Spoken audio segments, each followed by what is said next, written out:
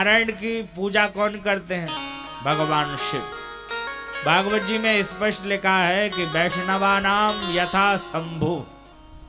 वैष्णवों में अगर श्रेष्ठता अगर किसी की है तो सबसे बड़े वैष्णव भगवान भोलेनाथ हैं। और सेव्यों की बात अगर करी जाए तो सबसे बड़े सेव्य अगर कोई हैं तो भगवान विष्णु। वैष्णव सबसे बड़े भोले बाबा। भोले बाबा से बड़ा उपासक राम जी का कौन होगा? और राम जी भी देखो जब जा रहे हैं लंका तो वहां रामेश्वरम की स्थापना कर रहे हैं। एक चकोर एक चंदा, वो दोनों एक दूसरे के चकोर और चंदा हैं।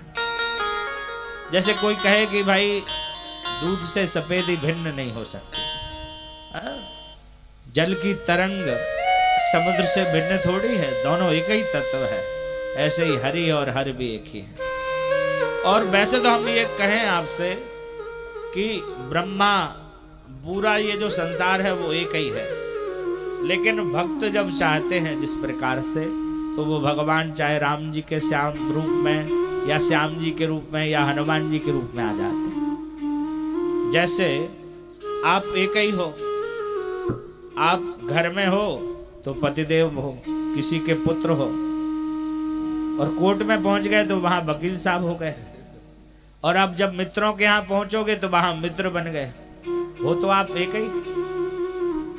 आटे के पूड़ियां बनती हैं और उसी पूड़ी से पराठे आदि आटे से कितने प्रकार की चीजें बन जाती हैं। और पूड़ियों के भी कई भेद और पराठे की भी कई भेद।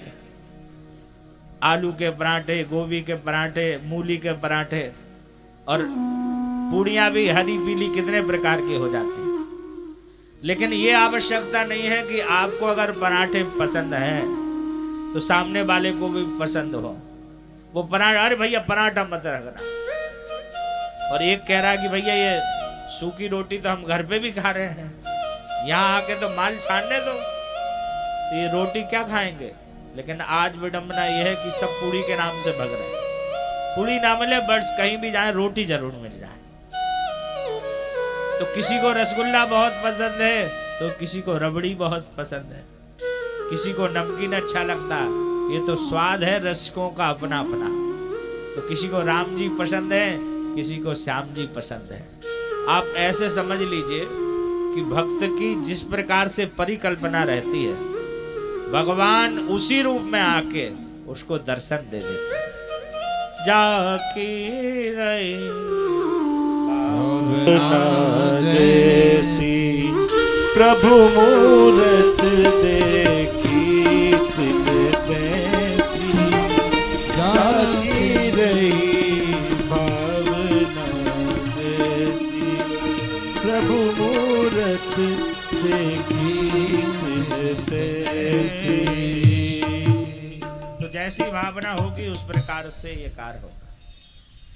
अब भगवान ने जैसे ही नारायण को तो वरदान दे दिया कि तुम सब जगह तुम्हारी पूजा होगी, और ब्रह्मा जी का जैसे ही नंबर आया तो भगवान ने अपनी जटा उखाड़ी भोले बाबा ने और जमीन में मारी, तो वीरभद्र प्रकट हो गए।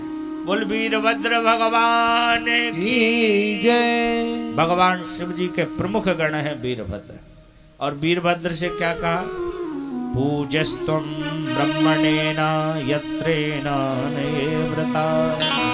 क्या कहा कि जाओ तुम ब्रह्मा जी की पूजा करो। ब्रह्मा जी की क्या करना है? पूजा।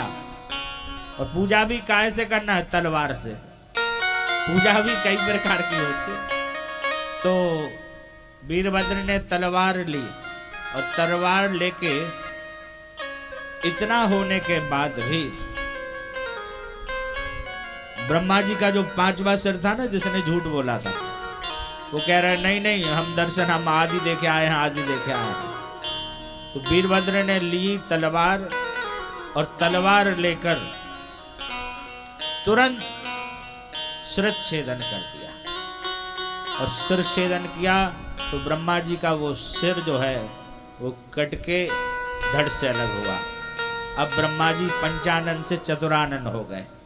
कितने हो गए? चतुरानन।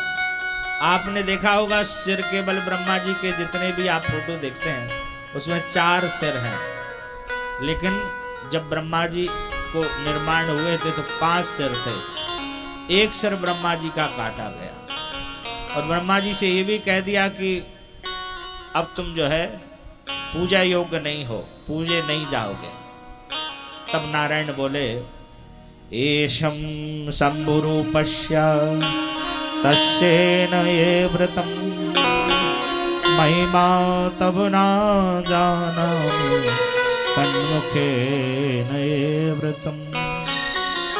हे भगवान महेश्वर, ये ब्रह्मा जी आपकी महिमा को नहीं जान पाए, आपको नहीं जान पाए, लेकिन प्रभु अब इनका जो अपराध था तदनुसार इनको दंड भी मिल गया। इनको जितना दंड मिलना था वो दंड मिल गया, अब इनको क्षमा करें। तो ब्रह्मा जी ने कहा कि ठीक है, क्षमा कर देते हैं। और क्षमा करने के लिए अब कहा कि देखो वैसे तो तुम्हारी पूजा कहीं नहीं होगी, लेकिन यज्ञ में तुम्हारी विशेषता, यज्ञ कार्येषु विशेषता, इसलिए जब आप यज्ञ वज्ञ देखेंगे तो यज्ञ में एक ब्रह्मा रहता है, एक आचार्य रहते हैं और एक ब्रह्मा। और यज्ञ कुंड जब बनता है तो उसके दक्षिण तरफ जो है ब्रह्म पात्र रखा जाता है। तो कुशा का पोटक बना के और ब्रह्मा जी की स्थापना करी जाती है। यज्ञ कार्येषु विशेषता। और ऐसे कह के कहा कि भाई यज्ञ में तुम्हारी विशेषता रहेगी। अब इतने के बाद वो केतकी का जो पुष्प था वो आके कहने लगा नमस्ते नाथ में जन्मम निष्फलम भभग गया सफला क्रियते ताता क्षमता मम कमेश्वरम। वो बोला हे नाथ, आप मेरे को क्षमा करें, मैंने अपने से झूठ नहीं बोला, वो तो इनने झूठ बुलाया था। क्योंकि वो जो केतकी का फूल जो गिरा था वो भगवान की जटाओं में संलग्नित था। भगवान ऐसे करके युद्ध देख रहे थे, तो ऐसे जब युद्ध देख रहे थे तो उनकी जटा में से ही वो पुष्प जो है गिरा। प्रभु, मैं आपके पास इतना रहा, अब मेरे को भी क्षमा करिए प्रभु, और मुझको आप अपनी सेवा में ले लीजिए। अब सेवा में लेने की बात जब कही तो भगवान कहने लगे तदस्तु भगवान केतके समस्तले नात्वज्ञेन योगेन विजायेन समृता। भोले बाबा बोले कि और देवताओं की तो तुम पूजा में आ जाओगे काम में, लेकिन मेरे ऊपर कभी भी तुम नहीं चढ़ोगे। लेकिन स्तुति करी है तो इसका फल ये होगा कि बिजान के रूप में तुम जरूर आ सकते हो। अब बिजान क्या है? बिजान माने जब भगवान का मंडप बन रहा, जैसे ये मंदिर है, महाशिवरात्रि है तो महाशिवरात्रि में मंदिर सजाया जा रहा है, तो सजाने में अन्य फूल हैं, उनके फूल के साथ तो तुम लग के मेरे मंडप में आ सकते हो, लेकिन सीधे तुम कभी भी मुझ पर स्वीकार नहीं होगे। ऐसा भगवान ने केतकी को कहा, आ तो जाओगे लेकिन बिजान के रूप में आओगे। मंडप जो सजेगा उसमें जो अगर कोई फूल लगा दे सजाने में तब कोई वो नहीं, लेकिन सीधे हमको नहीं चढ़ोगे। बोले भक्तवत्सल भगवान की जय। हर हर महादेव। नंदिकेश्वर बोले वो दोनों भगवान विष्णु शंकर को प्रणाम किया और दोनों ने हाथ जोड़कर चुपचाप खड़े हो गए और भगवान महादेव के कुटुंब पूरा परिकर बुलाया और परिवार को बुला के भगवान के शिवलिंग की पूजन करने लगे। ईश्वर वाचा तुष्टो वाम बशो पूजेन एव ता। हे पुत्रो, आज से तुम लोग जो है हमारी पूजन करना और आज के बाद सबको मेरा पूजन करना, शिवलिंग की पूजन करना, इससे ही तुम्हारा उद्धार होगा। और अलग अलग शिवलिंग सबको दिया। ब्रह्मा जी ने देखो, जिस दिन ये भगवान शिवलिंग के रूप में अवतार भये थे वो दिन कौन सा था? फाल्गुन कृष्ण चतुर्थी, जिसको हम कहते हैं महाशिवरात्रि के दिन ही ये अग्नि स्तंभ के रूप में भगवान प्रकट हुए थे। और ऐसा शिव महापुराण में तो यहाँ तक लिखा है कि शिवरात्रौ बहुरात्रं निराहार जितेन्द्रिया अवक्षे यथा नान्यम यथा भक्षेन ये व्रता। जो शिवरात्रि के दिन निराहार रहता है और अपनी भक्ति के अनुसार शिव जी की पूजा करता है, समझिए उसको सब कुछ फल मिल जाता है। पूजा में ऐसा कोई सा वरदान नहीं है जो ना मिले। देखो आप लोग जो व्रत कर रहे हो, जो पूजा पाठ कर रहे हो, वो जैसे आप सोमवार का व्रत कर रहे हो, मंगलवार का व्रत कर रहे हो, बुधवार का व्रत कर रहे हो, तो वो आप व्रत करें ना करें उसका फल नहीं है। लेकिन दो व्रत आपको शास्त्र कहता है कि हर वैष्णव को ये दो व्रत अवश्य करना चाहिए। कहे कौन कौन से महाराज जी व्रत? कहा कि एक व्रत है एकादशी। व्रतों में व्रतराज कहा गया है एकादशी। लेकिन ऐसा भी मत करना कि महाराज जी ने कह दिया अब तो भली हमें शुगर है, बीपी है, अब तो हम जो है एकादशी का व्रत करेंगे। आपकी शरीर की क्षमता के अनुसार भी आपको कार्य करना है। भगवान स्पष्ट कहते हैं बालक, वृद्ध और रोगी, इनको भगवान ने छूट दी है। तो हर व्यक्ति को कौन से व्रत दो करना अनिवार्य है? वो एक है एकादशी और दूसरी है महाशिवरात्रि।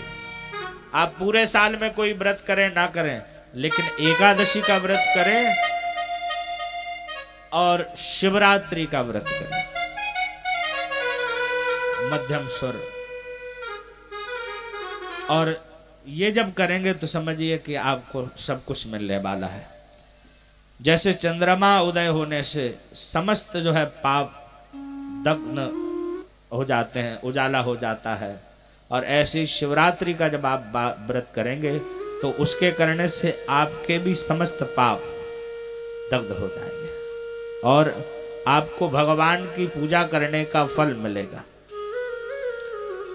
यत् पुनः स्तंभ्यम स्वपूर्णेन ये व्रता। और कहा कि जिस दिन मार्गशीर्ष का महीना हो, मार्गशीर्ष का महीना आद्रा नक्षत्र, मार्गशीर्ष का महीना आप लोग समझ रहे हैं? वैसे तो सब लोग यहाँ समझदार ही हैं। जो लोग नहीं समझ रहे हैं तो वो अगहन का महीना समझ लीजिए। अगहन का भी नहीं समझे तो नवंबर समझ लीजिए, कार्तिक के जस्ट बाद। और भगवान ने गीता में भी कहा है कि महीनों में मैं मार्गशीर्ष हूं। भगवान को मार्गशीर्ष महीना बहुत प्रिय है। तो मार्गशीर्ष के महीने में आद्रा नक्षत्र आ जाए और मार्गशीर्ष मासेन आद्रा नक्षेन ये व्रता यदस्ते ममा मुख्यम महाउपासेन विशेषिता। आद्रा नक्षत्र युक्त मार्गशीर्ष के महीने में जब आद्रा नक्षत्र होवे, उस दिन अगर आपने शिव जी की पूजा कर ली तो समझिए कि वो आपको कई कई शिवरात्रि व्रत करने का फल आपको मिल जाता है। आपने कई शिवरात्रि के व्रत करे और एक बार मार्गशीर्ष के महीने में आद्रा नक्षत्र जब आवे, उस दिन आपने शिव जी की व्रत करा तो आपको कई शिवरात्रि व्रत करने का फल आपको मिल जाता है।